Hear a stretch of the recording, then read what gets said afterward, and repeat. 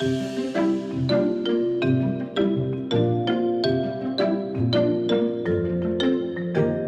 welcome to Transform Gov, where we share real-life stories of how technology and data are changing the way public services are designed, delivered and experienced.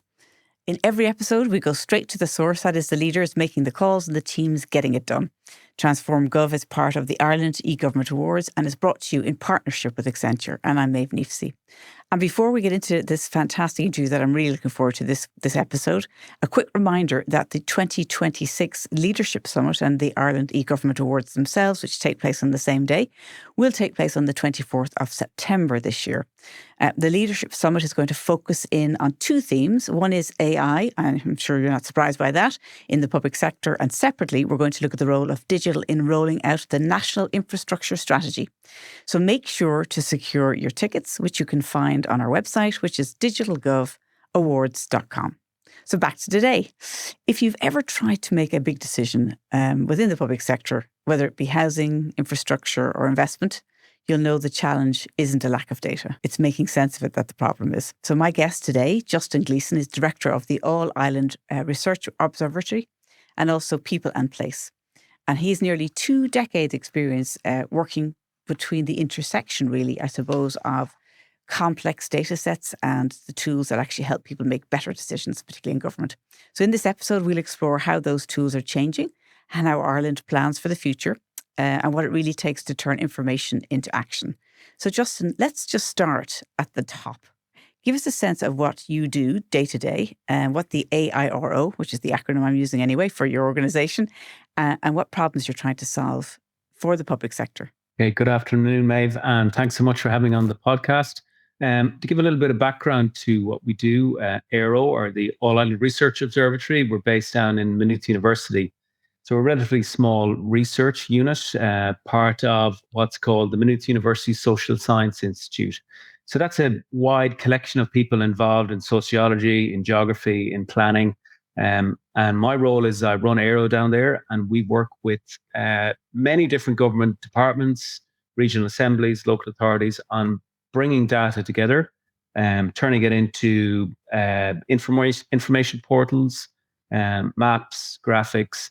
And what we do is bring all that together and try and tell the story about places and how they've changed, where they've come from, what's happening now, the complexities and the things that are going on there, and importantly, where they're going into the future. So that's broadly the sort of work that we do. Okay, well, let's go a bit deeper. I know that we spoke in preparation for today about COVID being a turning point, and that suddenly kind of data visualization and dashboards became really needed and very, very fast. And of course, it resulted rather in the creation of the COVID Data Hub. So you were involved in that. Tell us a little bit about it and what your role was. Yeah, sure. And funny you say that. Last night I was, as we know, the hantavirus is, there's talks of that. I just had a quick look online last night. There's already dashboards popping up about that, about where little outbreaks are happening. So people are running away with themselves already. But prior to COVID and I guess the start of the pandemic, we'd been doing a lot of mapping, data visualization work. And the president of the University of Maynooth at the time, Philip Nolan, was involved in the early stages and right through COVID in IMAG, the group that supported the Department of Health. So we got a call one day. Things were starting to break out. We've been seeing what was going on in Italy. People in the data world have been following this really great initiative from the Johns Hopkins University in the US, where they were mapping COVID outbreaks across the world. And basically the ask was, we need to do something like this for Ireland. We need to see what's happening, where are cases appearing, what's happening in hospitals. So we knew all of this information, but there was a real need from the public and requirement to get this data out there. So it was a very interesting piece of work to be involved in. And I think it was a watershed moment in how Ireland managed data and how agencies worked together. So a group was put together, ourselves, AIRO, Maynooth University, Department of Health, the team in the Health Protection Surveillance Centre, who were involved in managing infectious diseases. And at the time, COVID was just starting out. So it was bringing this group together. And the most important thing in the transformational piece came from Ordnance survey at the time. and they're mapping infrastructure GeoHive. And this group was basically put together at rapid pace in and around St. Patrick's Day in 2020 to try and get some of this data together and to try and map it. And there was ferocious work done over weeks and weeks, remembering that this is very sensitive information about, really detailed health data. But after lots and lots of work and early sketches of what this dashboard would look at, how we would visualize this stuff, there was, I have to say, great celebration on the RT News the first night when a dashboard appeared behind Tony Holohan on the screen, showing the level of outbreaks and the increasing in cases. And at the time, we were talking about 20 daily cases, 30, 60, 100 daily cases. And of course, towards the latter stages, we were looking at 20,000 confirmed cases a day across the country. So it became an absolutely huge body of work for the team in the Department of Health and the HPSC, trying to manage this information and to code this data. But the real learnings from this was, if a number of different key agencies across government work together, and there's a strong group in the background who are in charge of the governance and essentially approve this work to go ahead, really good things can happen. And you could have been years in the past trying to get something like this to work. But I guess it was under that crisis situation when something had to be delivered, that there was really close connections between the Department of Health, Ordnance Survey, ourselves, a university who are working as the kind of data analysts in the background to make this happen. Of course, this is pushed then by OGCIO and the Information Office in the government, who approved every single piece of data that went out in that. So, it was a real learning curve for everyone. It was a big turning point as well, wasn't it, really? Because I think when visualization of data, makes it consumable, right, which is really important. But every single person at that time pretty much would have had it in their hands to be able to see what was going on. And when you've got a big vacuum of knowledge and insight as to what's going on, people, of course, get frightened and possibly fill it with not true information. So being able to see where the outbreaks were and the numbers of them, it must have had a massive impact in terms of the work you were doing on the whole population. No, it sure did, and it was like you could feel the level of interest that was out there. And once we went public with this hub and these dashboards, the amount of commentary that generated online, we had to make certain elements of the data open. There was a huge amount of economists, health geographers, demographers out there who were, constantly blogging about all this information.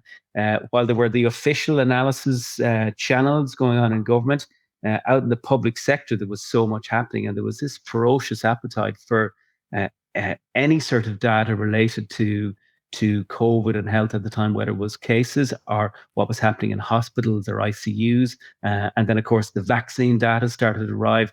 Where were the vaccines? How many did we have? How many were being used?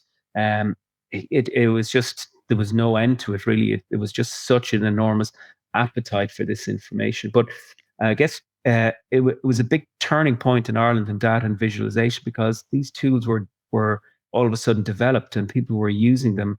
And there was the sort of view then, if we could do that for health data, we should really be doing that on something to do with planning or to do with transport. Look, before we just get into that one, I just wanted to ask you about the governance, because I think that's a big issue for people, is just getting the governance when you've got so many different organizations working together. So were there any kind of learnings you had from how you approach the governance and how you managed to get that done, under a lot of pressure, really? Yeah, so there was a key team behind this, and there was great support from the guys in the CSO and the Central Data Unit in there, who are extremely cautious about how they handle data and make data accessible. If there's in any way there's confidentiality risks. So the CSO and the Department of Health were the key people involved in setting up the overall data sharing agreements and the governance aspects that in the background. And that did take time to enable data to flow from Department of Health to the HPSC and then out to external agencies who were assisting in visualizing all of this. That took a couple of weeks to get that over, because this was all new. It was very sensitive. And there was the view from the Department of Health. They had to be so sure of what what is put out matches what's being discussed. You all remember the daily press briefing that we had in Ireland and we had in every other country. It was center stage. It was almost before the 9 o'clock news. So the data had to be absolutely 100%. So people were very cautious, but it worked in our favors because they needed the time to get that right. While that was happening, there was ferocious working on in the background then on the technological developments and how this was going to be visualized and updated, who's going to be responsible for the updates, who's going to be responsible for approving those. There was a whole series of events that had to take place each day before this happened. And I guess it gave us a little bit of space to get it right. And I suppose, to go on from there, you had this platform, you'd learned loads, it was real data visualization in people's hands. But then you mentioned earlier when I interrupted you that you were going to talk about how that's impacted really in terms of Irish planning and what's happened since then in terms of your involvement with kind of national, regional, local systems to try and aid kind of our planning system. Yeah, so I guess our team and our learning and so many other organizations out there, when we realized, okay, we can actually build these information portals now with many different chapters within them. In the COVID case, it was about cases, it was about hospital, it was about ICU. And I was like, okay, these tools are there. We can use these to tell the story about different themes or different topics. So a lot of our work at Aero is related to the Irish planning system. So from the national planning framework to regional assemblies to local authorities and all the plans that they produce, whether it's housing, retail, county development plans and so on. But one of the projects that we've been working on over the last number of years is for the 3 regional assemblies. It might be useful just to explain to us again how the assemblies fit in, because I think you start at the top with our overall national planning strategy, right? And exactly, yeah. Do the assemblies fit between local authority implementation and the national plan, or how does that work? That's essentially how the planning tier works in the country. We have the national planning framework, and the first revision is just out last summer. Below that, then the country split into 3 different regions. You have the Eastern and Midlands, kind of Dublin commuter area. You have the Northern Western area and the Southern. And those 3 regional assemblies are in charge of, I guess, distilling the national planning framework targets, whether that's population, housing targets, renewable targets, down to our local authorities. So we all live in counties, we all live in our areas. Each county has a county development plan where they plan for the future of that county. And that needs to fit in then with the regional plan, which of course feeds into the national plan. So that's how that top tier works. But one of these portals we developed for the 3 regional assemblies was to allow them to monitor how, I guess, essentially the regions and counties are working in terms of population change, in terms of housing developments, in terms of environmental quality, transport, economy. So the learnings that we took from developing the COVID hub really fed into the development of this initiative, the Regional Development Monitor, where we're able to essentially develop the same type of system, but this time it looked at our people and places. So looking at housing, looking at demographics, our regional economy, looking at employment, unemployment, looking at multinational investment, and then our environment, our sustainable future. So looking at things like, the rollout of EV cars, moving away from fossil fuels, river quality, water quality, and so on. So what we learned from the COVID hub is we can now create these really informative platforms where you can tell really detailed story about places through maps, through dashboards, through commentaries, and it's all in one place and everybody can get access to it. It's fully accessible to anyone in the public, whether you're a planner or whether you're working for a community group and so on. So it was a real step change, major change in 5 years as to where anyone was, Ireland and internationally, in terms of mapping data, visualizing data. There's always a silver lining, right? But look, I think now is a good time for us to take a very short break. We have to pause for a message from our partners, Accenture, so we'll be back in just a moment. Through the power of cloud, data and AI, Accenture is helping the public sector by blending human ingenuity, technology and a delivery-focused culture to turn their ambitions into action. Be ready for any challenge by adopting a continuous reinvention mindset to deliver human-centric services that adapt and grow with your needs. Contact the team at Accenture to find out more.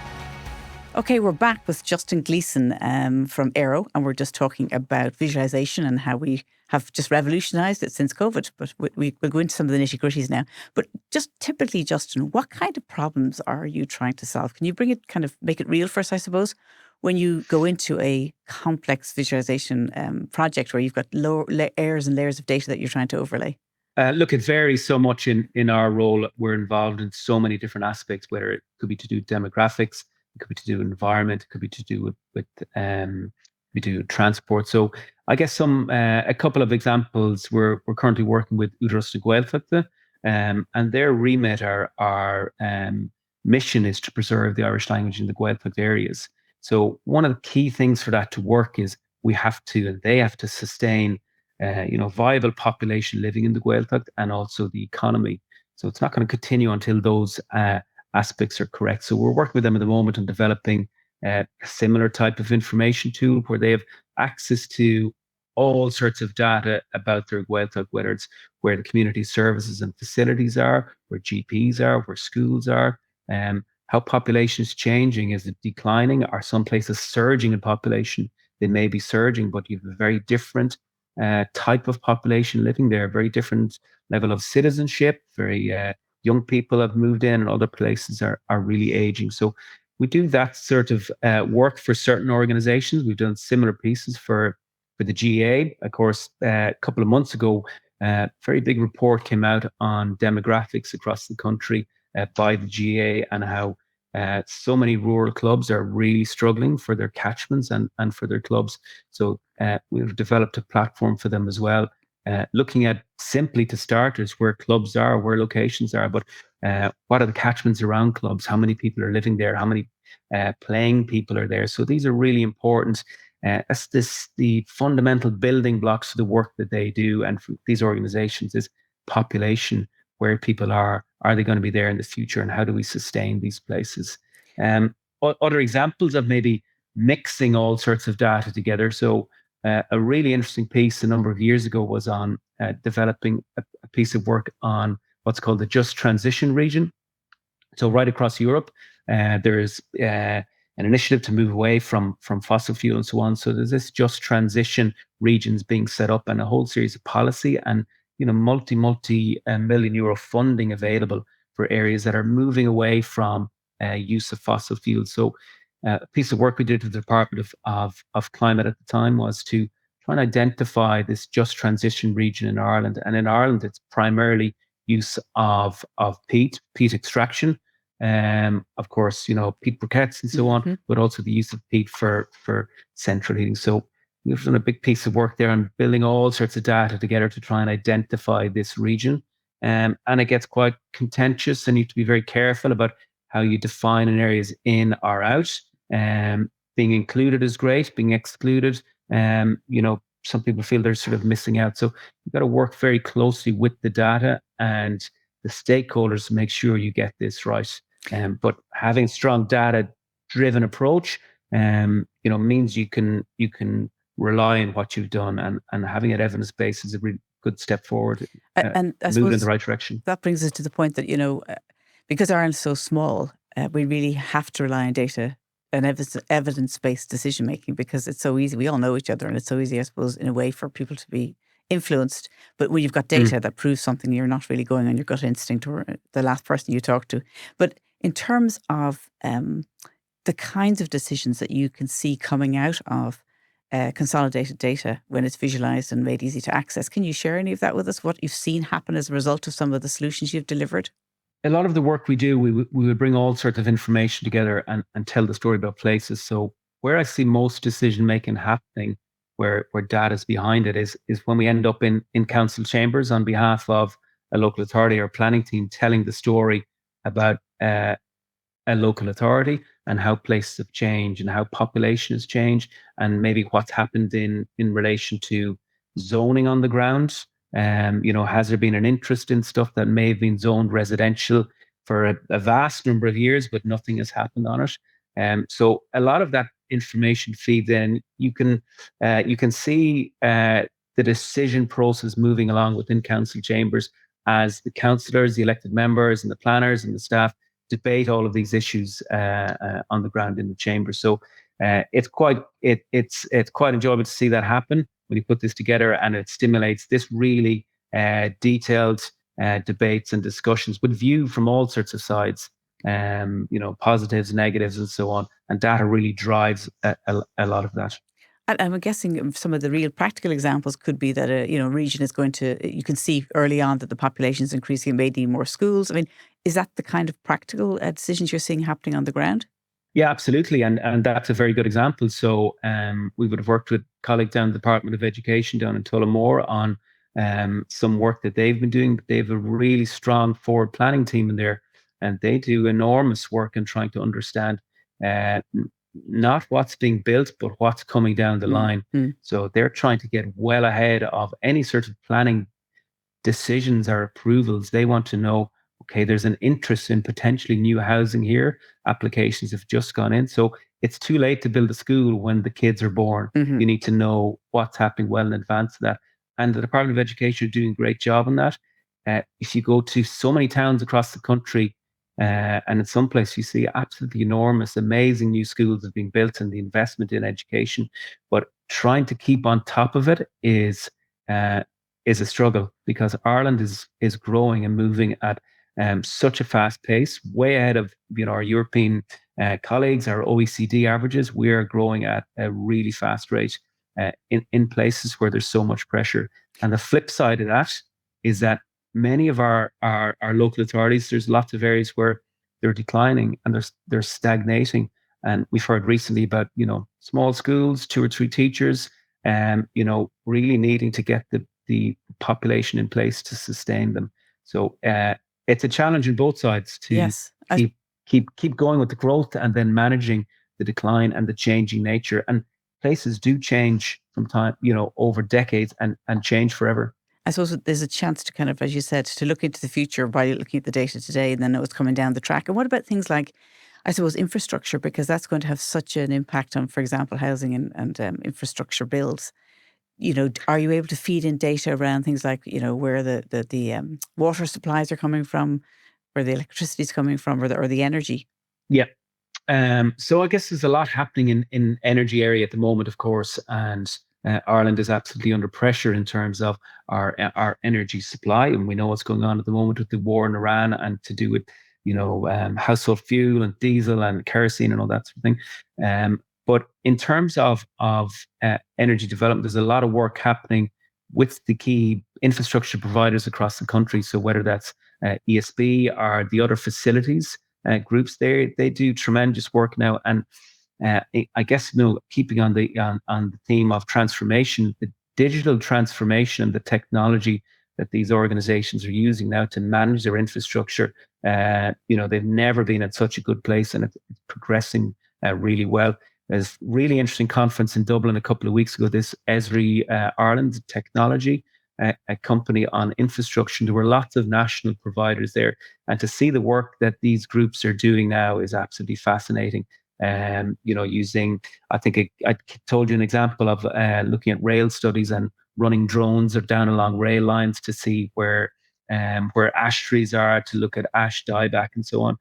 I think trying to do that 5-10 years ago was unimaginable. It's now operational and it's happening in terms of capturing the data, storing the data, and visualizing it. So we're transforming at such a fast pace with how people bring in data and understand it, and hopefully all this leads to better decision making down the line.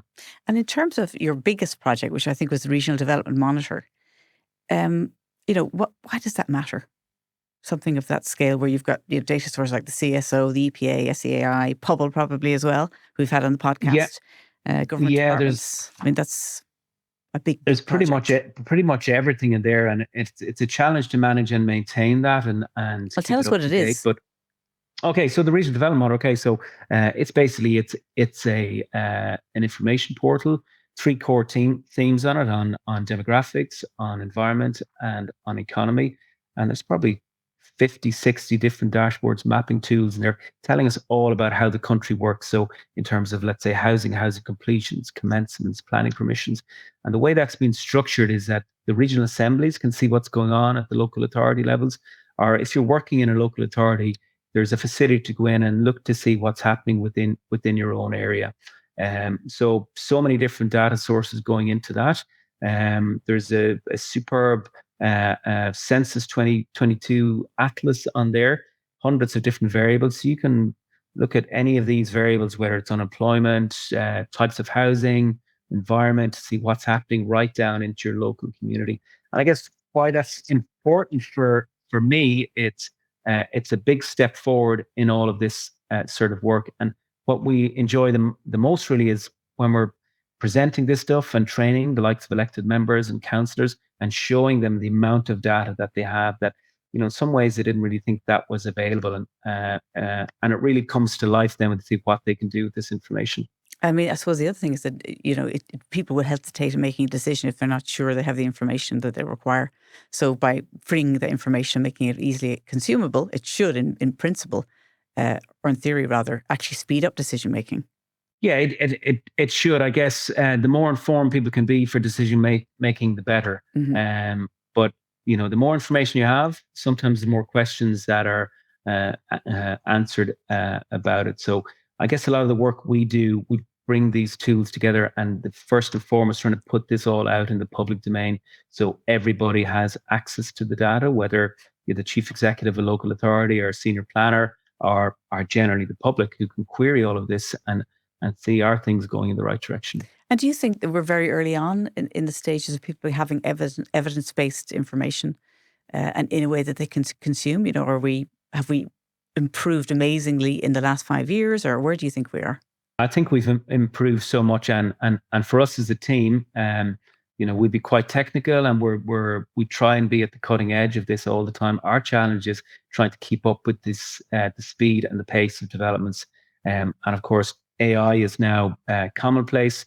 So things are moving so fast. I was at a meeting recently, and we were presenting some work on a sort of economic profile of what's happening in certain local authorities. And some of the senior staff in the room were using AI on the phone and coming up with similar answers to things that we put together. So access to data and knowledge is just increasing at a phenomenal pace. And, you have so much information at your fingertips now. So I think we've improved so much in Ireland. We're really going the right direction. And honestly, looking to see what's in place in other countries, we're very fortunate because Ireland is small. We've got an amazing statistical organization such as the CSO who do really good work. I think we're at the forefront of having access to data and visualizing data, ahead of so many other countries across the world. The challenge now is to make sure that becomes commonplace within central government and within all decision making. I suppose, having data and being able to access it is phenomenal. But I suppose trying to find out what the story is behind the data, is the really insightful piece. Are you building that into your solution? I mean, are you taking data and visualizing it, or are you automating insights, or is that a little bit further on for you, perhaps using AI? Yeah, we do a bit of a mix on that. So we build these platforms, and we pride ourselves in our, very broad knowledge of all of this data. But it's a lot of our work then is the interpretation of what's happening, what this means, and it's the storytelling piece. So getting into the council chamber and telling the story with the data as to what's happened, why that's happened, and where things are likely to go. For me, rather than developing reports, that is the key delivery message of the work that we do, is telling the story in front of a room, in whether it's a workshop or seminar or symposium, whatever it is. It's telling the story about places. In terms of our use of AI, we use it, a lot of it in the background for our coding work, for our scripting, and increasingly we're starting to use it for interpretive pieces, but we're kind of on early stages in that. But listen, we all know the direction this is going. So for us as a small team, we have to use AI as a real assistant to our work, and see how it can speed up and accelerate the work that we do, and give us, I guess, better answers and more insights that we didn't have in the past. I suppose, when you're giving the kind of interpretation, it's a consultancy service, but I suppose over time that'll be replaced to some extent anyway by AI, potentially to give the insights. And then you can, of course, increase the number of customers you have, which is always good, right? Hopefully, that's the plan. So in terms of what you're moving into now, I know we spoke earlier, you mentioned satellite data and Earth observation. What exactly is that shift going to mean? What's possible? Yeah, so we're actually involved at the moment with a European Space Agency project. So a lot of our data up to this point has been terrestrial data, so CSO data, EPA, SEI. We're now in an incubation sort of grant at the moment and using the European Copernicus satellite data.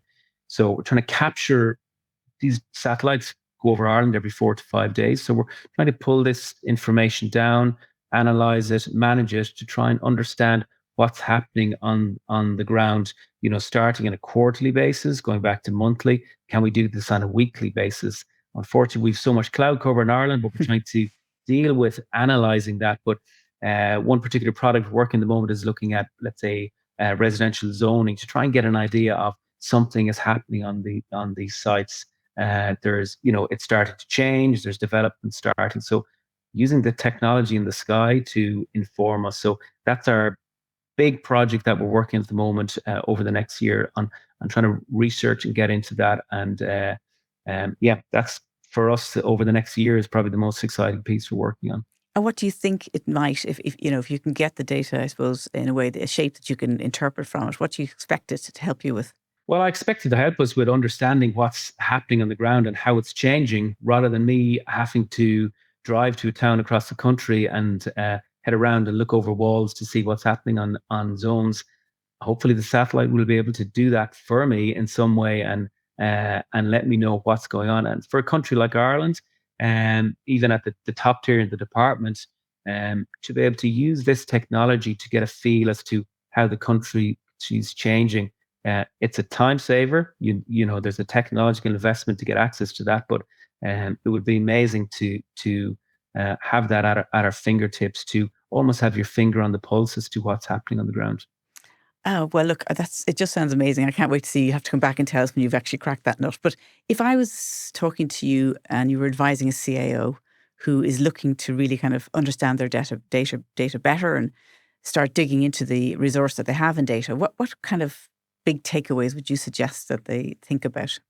I guess for me, that it completely depends on what sort of organization and what data you have. But for us, maybe people feel the data that they have isn't great, but in general, like even if you have stuff in Excel, it's like most of the data that we get actually comes from there in some ways. But so the data is the challenge, right? So you need to make sure it's good, it's accurate, and you have to shape it and get in the right form to do something with it.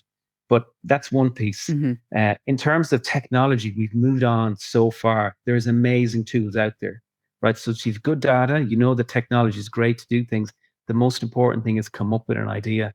And if you see different tools or dashboards or mapping things that are out there, you think, wow, I wonder, could I do something like that with my information? The chances are absolutely you can. So it's coming up with that idea of, I would be great to have something that is going to help me make my decisions. The chances are you may well have the data, and certainly the technology will be there to help you along the way.